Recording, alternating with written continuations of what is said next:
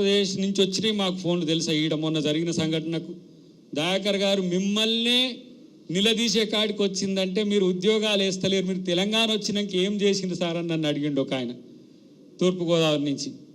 మీరు తెలంగాణ తెచ్చుకున్న తర్వాత ఉద్యోగాలు, నీళ్లు, నిధులు, నియామకాలు అన్నారు కదా, మరి నియామకాల విషయంలో మీరు కూడా ఎందుకు బీఆర్ఎస్ని అన్నారు, కాంగ్రెస్ మీరు కూడా చేయట్లేరని విద్యార్థులు మిమ్మల్ని అడుగుతున్నారు. కాబట్టి మీరేందో మీరు కూడా ఆలోచించుకోరు సార్ అన్నప్పుడు కొంత ఆత్మవిమర్శ, ఆత్మపరిశోధన చేసుకునే గుణం ఉన్నది. కాబట్టి మీ దగ్గరికి వచ్చిన మీరందరూ సహకరించినందుకు థ్యాంక్ యూ వెరీ మచ్. జై తెలంగాణ, జై తెలంగాణ, జై తెలంగాణ. ముందుగా దయాకర్ అన్న గారు ఇక్కడ వచ్చినందుకు ధన్యవాదాలు. ఎందుకంటే ఎన్నో ఆటంకాలు దయాకర్ అన్నకి తెలుసు. మీ జాబ్ కోసం మీరు ఎంత కష్టపడారో మాకు తెలుసు అన్న. ఎందుకంటే మీ జాబ్ వచ్చింది కానీ మాకు రాలేదు. మీకు జాబ్ వచ్చింది కాబట్టి మీకు కంగ్రాచులేషన్ ఫస్ట్. సో మాకు కూడా అందరికి కంగ్రాచులేషన్ చెప్పడానికి మీరు వచ్చిరని మేము అనుకుంటా ఉన్నాం. ఇది ఫస్ట్ భారత రాజ్యాంగాన్ని పట్టుకొని కాశ్మీర్ నుంచి కన్యాకుమారి వరకు తిరుగుతున్నటువంటి రాహుల్ గాంధీ గారు సామాజిక భారతదేశం అంటే సామాజిక వర్గాలకు న్యాయం చేయడానికి బయలుదేరినటువంటి రాహుల్ గాంధీ గారికి మేము విన్నవించుకుంటున్నాం. ఈ GO-29 అనేటువంటి తెచ్చిరన్న సామాజిక అంటే SC, ST, BC మైనారిటీ వాళ్ళకు చాలా అన్యాయం జరిగింది GO-29 వల్ల. GO-55 అనేటువంటిది కరెక్ట్ ఉండే, కానీ ఈరోజు GO-29 తీసుకొచ్చి మా కడుపును కొట్టిరన్న. దీన్ని మాత్రం రాబోయే నోటిఫికేషన్లో ఏ నోటిఫికేషన్లో కూడా GO-29 అనేటువంటిది ఉండకూడదు. GO-29 ఉంటే మన SC, ST, BC మైనారిటీ వాళ్ళకి అన్యాయం అన్న. ఇది మాత్రం ఖచ్చితంగా దీన్ని తొలగించేంత వరకు మేము ఉద్యమిస్తూనే ఉంటాం. భారత రాజ్యాంగాన్ని చేతిలో పట్టుకొని రాహుల్ గాంధీ గారు ఏ విధంగా అయితే వారి కోసం పనిచేస్తూ ఉన్నారో ఇక్కడ ఉన్నటువంటి అందరు నిరుద్యోగుల కోసం ఇదే రాజ్యాంగం పట్టుకొని తిరుగుతామన్నా. దీంతోపాటు మేనిఫెస్టోనా, ఇది మేనిఫెస్టో కాంగ్రెస్ పార్టీ ప్రభుత్వం ఇచ్చినటువంటి మేనిఫెస్టోలో ఫస్ట్ మనకు యూత్ డిక్లరేషన్ అనేటువంటిది ఇచ్చారన్న. సరూర్ నగర్లో గౌరవ మన ప్రియాంక గాంధీ గారు. సో ఇందులో ఉన్నటువంటి పాయింట్స్ అన్న, రెండో పాయింట్స్ నుంచి మనం మొదలు పెడితే మొదటి ఏడాదిలోనే ఈ పాయింట్ ఎందుకు చెప్తున్నా అంటే మీరు ఆ రోజు వీడియోలో ఒక మాట అన్నారు, మొదటి ఏడాదిలోనే 2 లక్షల ఉద్యోగాల, ఇది అసంభవం అన్నట్టు మీరు ఆశ్చర్యపోయారు. కానీ ఈ యొక్క మేనిఫెస్టోలో ఈ 2.1 అనేటువంటి పాయింట్లో పొందుపరిచిరన్న. మొదటి ఏడాదిలోనే 2 లక్షల ప్రభుత్వ ఉద్యోగాల భర్తీ, మొదటి ఏడాదిలోనే SC, SC, BC minority backlog పోస్టుల భర్తీ, జూన్ 2 నుంచి అన్ని శాఖల్లో ఖాళీలతో జాబ్ క్యాలెండర్, సెప్టెంబర్ 17 లోపు నియామకాలు కంప్లీట్ చేస్తామని, నిరుద్యోగ భృతి ఇస్తామన్నారన్న. ఇది ఇది చాలా మోసం అన్న. అంటే ఈ యొక్క మేనిఫెస్టో తయారైనప్పుడు ఆయన కాంగ్రెస్ పార్టీలో లేరనేటువంటిది తెలియజేస్తా ఉన్నన్న. ఆయనకు మేనిఫెస్టోనే తెలియదు, కానీ జనార్దన్ మీద గొడవకు వెళ్తా ఉన్నారు. ఇది ఎంతవరకు అన్యాయం, ఇది ఎంతవరకు మీ కాంగ్రెస్ పార్టీకి అర్థం అవ్వాలన్నది. ఎందుకంటే బస్ యాత్ర చేసినటువంటి పిల్లలందరం మేమే, మీ పార్టీ గెలవాలని పనిచేసినటువంటి వ్యక్తులం. కానీ మాపై చేసుకోవాలని చూసుకుంటే 40 లక్షల మంది నిరుద్యోగులం ఉన్నాం. మేము తలుచుకుంటే ఏమన్నా చేయగలం, కానీ చదువుకున్నటువంటి వ్యక్తులం మేము అలాంటి కార్యక్రమాలకు పోము. అందుకే శాంతంగా కూర్చున్నాం. మీ యొక్క అధికార ప్రతినిధులకు చెప్పాలి. చనగాని దయాకర్ గారు కూడా మాట్లాడతారు. చేతగానోళ్ళు వీళ్ళందరూ దద్దమ్మలు, వీళ్ళు ఎందుకు అడుగుతున్నారో వీళ్ళకి తెలియదు అంటారు. చేతగానోళ్ళు మేము కాదన్నా, వాళ్ళు మీరే తెలియాలి, చెప్పాలి చేతగానోళ్ళు ఎవరనేటువంటిది కూడా. నిరుద్యోగులను కించపరిచేటట్టు మాట్లాడినా, అసలు నిరుద్యోగుల గురించి ఏమన్నా తప్పు మాట్లాడినా ఇప్పుడు చెప్తా ఉన్నా మేము తలుచుకుంటే కట్టి కొట్టలేమా, మీరే చెప్పాలి. ఎందుకంటే మీరు ఒక ఉద్యమకారులు. ఇక్కడ ఉన్నటువంటి అశోక్ నగర్ చౌరస్తలో 21 పిల్లర్ నెంబర్ అన్న. ఇప్పటి నుంచి ఎవరు మాట్లాడినా నిజం చెప్తా ఉన్నాం, మేము మాత్రం కట్టి కొడతాం అనేటువంటి చెప్తా ఉన్నాం. ధన్యవాదాలు అన్న. ఇంకేందంటే ఇంకో ఇష్యూ అన్న, సారీ, ఈ లోకల్ నాన్ లోకల్ అనేటువంటిది ఇష్యూ అన్న. లోకల్లో గ్రూప్ 1లో మాట్లాడకూడదు కానీ చెప్తా ఉన్నా. గ్రూప్ 1లో 34th ర్యాంక్ అనేటువంటిది నాన్ లోకల్ వారికి వచ్చింది, కానీ అది BCD అనేటువంటి మహిళకి రావాలి, కానీ నాన్ లోకల్ వ్యక్తులకు ఇచ్చారు. అది ఏ విధంగా ఇచ్చారనేటువంటిది కూడా తెలియజేయాలన్నా. అదేవిధంగా ఇప్పుడు ఒకసారి గేమ్ స్టార్ట్ అయిన తర్వాత గేమ్ రూల్ చేంజ్ అవ్వద్దని మన కాంగ్రెస్ పార్టీ పెద్దలు చాలామంది చెప్పారన్న. ఎందుకంటే మేము ఉద్యమం చేస్తూ ఉన్నప్పుడు. సో ఇదేంటంటే హాల్ టికెట్ అన్న, group 1 hall ticket, group 1 notification కూడా ఉంది ఇందులోనే.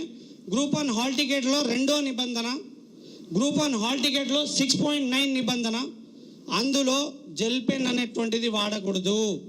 జెల్ పెన్ వాడకూడదు. కానీ జెల్ పెన్ వాడకుండా టీజీపీఎస్సీ కొన్ని చర్యలు తీసుకోవాలి ఎగ్జామ్ రాయడానికి సెంటర్లలో వెళ్ళేటప్పుడు. కానీ ఎటువంటి చర్యలు తీసుకోలేదు. జెల్ పెన్తో రాసిరన్న. ఇవి పెన్నులు, ఇవి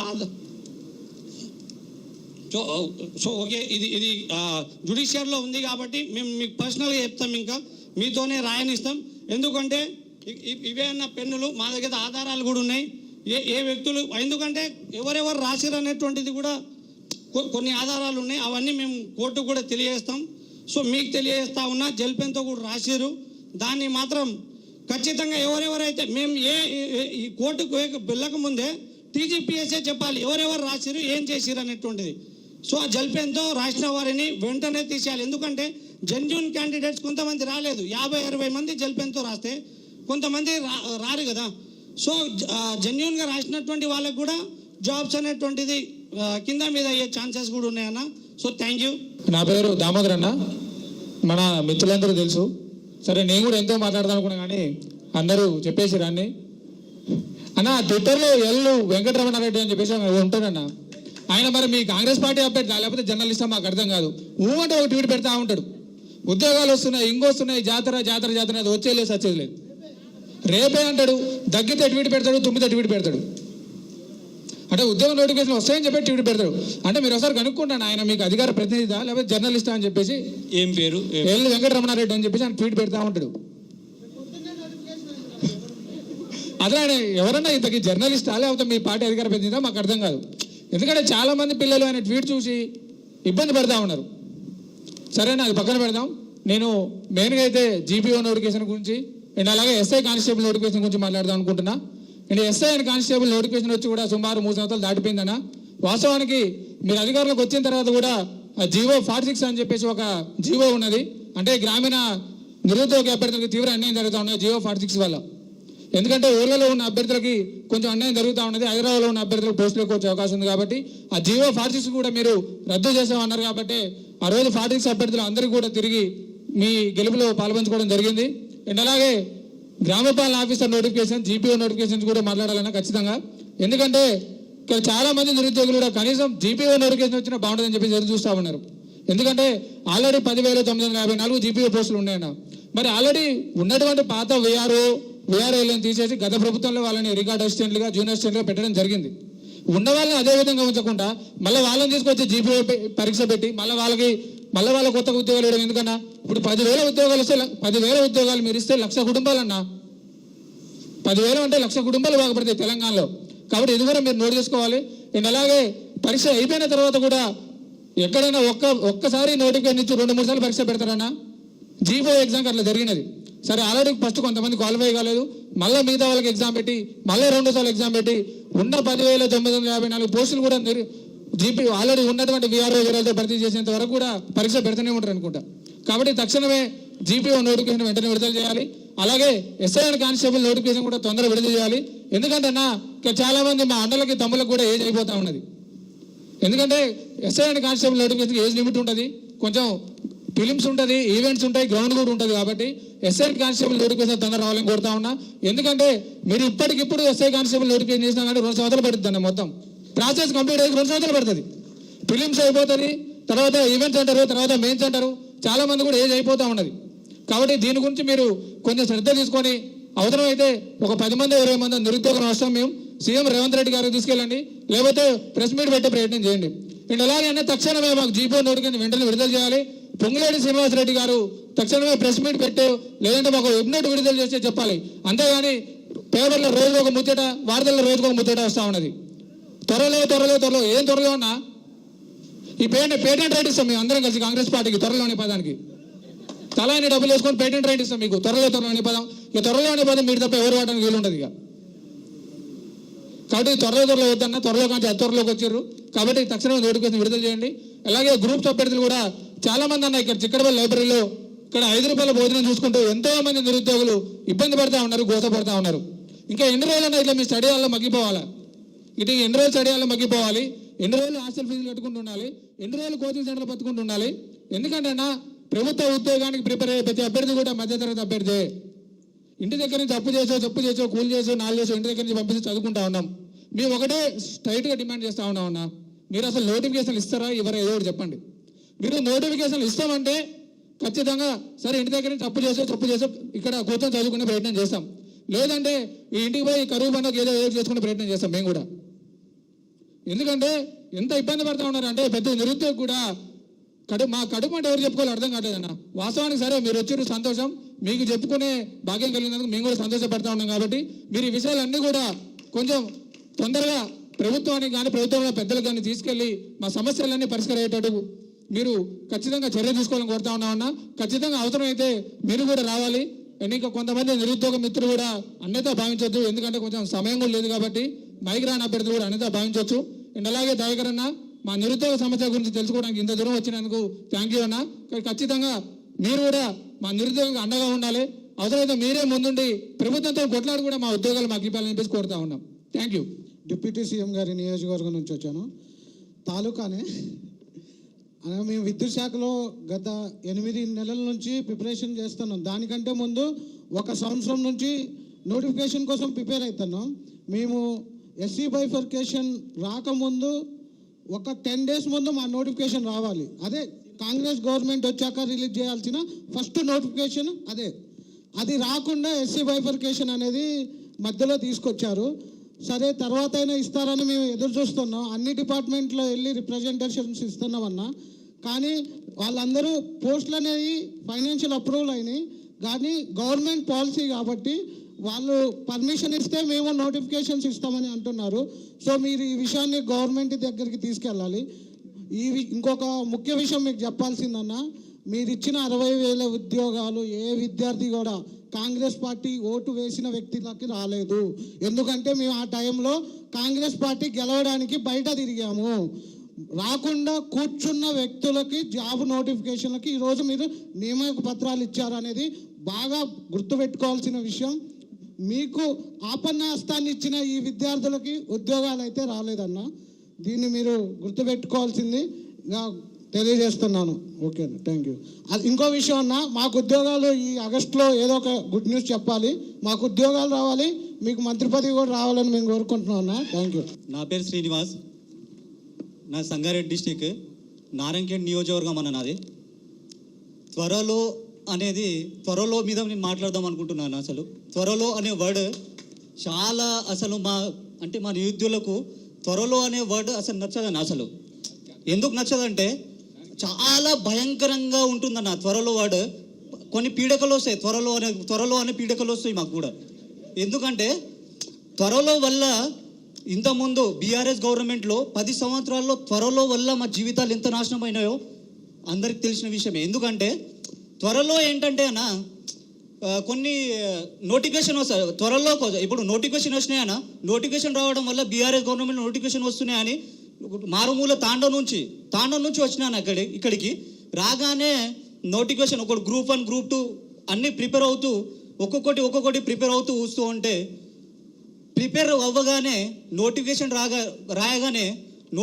రాయగానే కేసులు పడడం, లేకపోతే ఏదో రకంగా అది కోర్టులో వెళ్ళిపోవడం, లేకపోతే పేపర్ లీక్ కావడం, అది అలా జరుగుతూ ఉండిపోయిందన్న. అది నచ్చక, అది ఆ గవర్నమెంట్లో నచ్చక, ఒక నోటిఫికేషన్ కూడా సరిగా లేక, ఒకవేళ కాంగ్రెస్ గవర్నమెంట్ వస్తే ఇలాంటి అతుకొతులో జరుగుతుందని అంటే ఇలాంటి జరగకుండా ఉంటుందేమో అని మేము కాంగ్రెస్ గవర్నమెంట్ కోసం ఎంత ప్రచారం చేసినా అంటేనా, ఇక్కడ నుంచి సిటీ సెంట్రల్ లైబ్రరీ నుంచి మా కాన్స్టెన్సీలో, మా నారాయణఖేడ్ కాన్స్టెన్సీలో ఇక్కడ నుంచి 15 మంది క్యాండిడేట్స్ నిరుద్యోగులం అందరం కలిసి మా కాన్స్టెన్సీలో సంజీవ్ రెడ్డి అన్న కోసం ఎంత ప్రచారం చేసి ఆయనకి 5,000 మెజార్టీతో గెలిపిస్తామన్న. మేము అందరం కలిసి ఇక్కడ నుంచి వెళ్ళి గెలిపిస్తామన్న. ఎందుకంటే కొద్దిగా ఆశ వచ్చింది గవర్నమెంట్. ఎందుకంటే కాంగ్రెస్ గవర్నమెంట్ వచ్చిన తర్వాత ఏమంటే సరే బీఆర్ఎస్ గవర్నమెంట్లోని 50,000 ఉద్యోగాలు వచ్చినప్పటికీ కూడా అది కాంగ్రెస్ గవర్నమెంటే ఫిలిప్ చేసింది. ఎందుకంటే ఇలాంటి కేసులు లేకుండా ఏం జరగకుండా ఆ 60,000 ఉద్యోగాలకు 50,000 ఉద్యోగాలు అప్పుడే పూర్తి చేయడం అంటే భర్తీ చేయడం మాకు బాగా నచ్చింది. ఎందుకంటే అబ్బా గ్రేట్, అసలు నిజంగానే ఈ గవర్నమెంట్ మీద నమ్మకం వచ్చిందని అనిపించింది అప్పుడు నాకు. తర్వాత గత ప్రభుత్వం వచ్చిన డిసెంబర్ 7వ తారీఖు నుంచి 7వ తారీఖు వచ్చిందనా 2007 తారీఖు వచ్చిన తర్వాత అప్పటి నుంచి 18 నెలలు 2 సంవత్సరాలు అవుతుంది ఇప్పుడు. ఇది కూడా ఇప్పుడు ఈ గవర్నమెంట్ కూడా త్వరలో అని మా జీవితాన్ని నాశనం అవుతుందనా? ఇలా త్వరలో అని చెప్పకండి ప్లీజ్. ఏదో ఒక నోటిఫికేషన్ జీపీఓ అయినా, లేకపోతే జేఓ అయినా, జూనియర్ అకౌంటింగ్ ఆఫీసర్ అయినా, జీపీఓ అయినా ఏదో ఒకటి ఏంటన్నా. ఎందుకంటే త్వరలో మా నాన్న ఏం చెప్పిండంటే, అరే దగ్గర 5-6 సంవత్సరాల నుంచి ప్రిపేర్ అవుతున్నావు కదా, అసలు నీకు రాదేమోరా, ఇక కాదు కష్టం, ఇక ఆర్థిక మేము 4,000 5,000 మీకు పంపించలేను, నువ్వు ఏదో ఒకటి చేసుకొని బతికి, ఇక నా వల్ల అయితే కాదని చెప్పేసిండు. నేనేం చేసినా తెలుసా, ఇక ఈ గవర్నమెంట్ మీద నమ్మకం పోయింది, ఇక త్వరలో అంటూరు, ఇక రాదు, ఇక నోటిఫికేషన్ రాదు, ఏం కాదు, ఇక అసలు ఏం అవ్వదని ఏంటంటే రెజ్యూమ్ పట్టుకొని హైదరాబాద్ మొత్తం తిరిగితే అక్కడ పోతే మా పరిస్థితి ఎట్లా తెలుసా అన్న? అసలు ఒక్కొక్కటి ఇన్ని రోజులు ఏం చేసినావు, ఏం చదువుకున్నావు, ఇన్ని రోజులు ఏమైనా ఎక్స్పీరియన్స్ ఉందా అని అడుగుతారు. మరి ఏంటంటే ఇక్కడ గవర్నమెంట్ జాబ్ సంపాదించలేక, ఇటు ప్రైవేట్ జాబ్ సంపాదించలేక, ఇంటి నుంచి 1 రూపాయి పంపించలేక, ఇక్కడ పెళ్ళిళ్ళు కాక మా పరిస్థితి ఏంటని అసలు మీరు ఆలోచించండి. మా పరిస్థితి ఎంత దారుణంగా ఉంటుందో అసలు. 1 రూపాయి ఇన్ని రోజులు, అరే మీకు ఏజ్ వచ్చింది కదా, ఇన్ని రోజులు పోషించినాము, ఇప్పుడు పోషించలేము రా భయ్, ఏదో ఒకటి చేసుకొని బతుకు అంటారు ఇంట్లో. ఏదైనా సరే, మన నిరుద్యోగ భృతి అయినా సరే, జీపీ అయినా సరే, ఖచ్చితంగా నోటిఫికేషన్ ఏంటన్నా, లేకుంటే బీఆర్ఎస్ గవర్నమెంట్ని దింపడానికి ఎంత ప్రయత్నం చేసినానో ఈ గవర్నమెంట్ దింపడానికి ఏ మాత్రం ఆలోచించడానా, ఖచ్చితంగా ఈ గవర్నమెంట్ని దింపడానికి ప్రయత్నిస్తారు. నోటిఫికేషన్ ఇవ్వకుంటే ఖచ్చితంగా మీరే ఆలోచించి, ఇప్పుడు స్థానిక లోకల్ బాడీ ఎలక్షన్లు వస్తున్నాయి కదా అన్న, నోటిఫికేషన్ ఖచ్చితంగా వదిలేసి వెళ్తేనే మీకు ఎంతో కొంత ఉపయోగం ఉంటుంది. లేకుంటే మాత్రం మీ గవర్నమెంట్లో స్థానిక ఎలక్షన్లో ఓడిపోవడానికి సిద్ధంగా ఉండన్నా. లేకుంటే మేమైతే ఇక్కడ నుంచి నిరుద్యోగులు అందరం కలిసి ఎలాగైతే బీఆర్ఎస్ గవర్నమెంట్ని ఓడగొట్టినామో మీ గవర్నమెంట్ ఓడగొట్టడానికి, తీసుకొచ్చిన గవర్నమెంట్ని కూడా ఓడగొట్టడానికి సిద్ధంగా ఉన్నామన్నా. అంతే అన్న. నా పేరు సాయి, నేను పెద్దపల్లి డిస్టిక్ నుంచి వచ్చిన. గత ప్రభుత్వం చేసిన ఏదైతే మనం నిధుల గురించి, నియామకాల గురించి ఏదైతే కొట్లాడి తెచ్చుకున్న తెలంగాణలో ఈరోజు ఇలా సభలు పెట్టుకు ఉండడం అనేది చాలా సంతోషకరంగా అన్న. అంటే సంతోషకరమా బ్రో? కాదు కదా, ఎంత బాధతోనే పెట్టుకుంటున్నామంటే అది గత ప్రభుత్వాలు చేసినాయి కాబట్టి మేము ఈరోజు ఈ స్టేజ్లో ఉన్నాము. అయితే మాకు ఒకటే, ఈరోజు ఎవరు కడుపు కాలితే వాళ్ళే కడుపు నింపుకున్నట్టు ఈరోజు మాట్లాడుతూ ఉన్నారు. ఈరోజు నేను రైల్వేకి ప్రిపేర్ అవుతున్నా, ప్రతి ఒక్కరు కూడా ఇక్కడ అందరూ మన స్టేట్ లెవెల్ ప్రిపేర్ అవుతున్నారు, గ్రూప్స్కి, కానిస్టేబుల్కి. అదేవిధంగా ఈరోజు కేంద్ర అధికారులు కూడా ఈరోజు పిలిపించేది ఉండే, కానీ వాళ్ళు రాలేదు. కంపల్సరీ మేము వాళ్ళని కూడా కాంటాక్ట్ అవుతాం. మీ దగ్గర నుంచి కూడా మేము కేంద్రం దగ్గరికి పోయి అక్కడ నుంచి కూడా కొట్లాడి తీసుకురావాలని నోటిఫికేషన్లు అని చెప్పేసి ఈరోజు నేను మీ నుంచి మీడియా నుంచి వాళ్ళకు చేరవేస్తున్నా సార్. ఈరోజు సెంట్రల్ మినిస్టర్ గారు, రైల్వే మినిస్టర్ గారు చెప్తారు 1,00,000 చిల్లర ఉద్యోగాలు ఉన్నాయని చెప్పేసి వాళ్ళు ఈరోజు చెప్పడం జరిగింది. ఈరోజు సికింద్రాబాద్ జోన్లో వచ్చేసి 1642 వేకెన్సీలు వేశారు గ్రూప్ డి వచ్చేసి.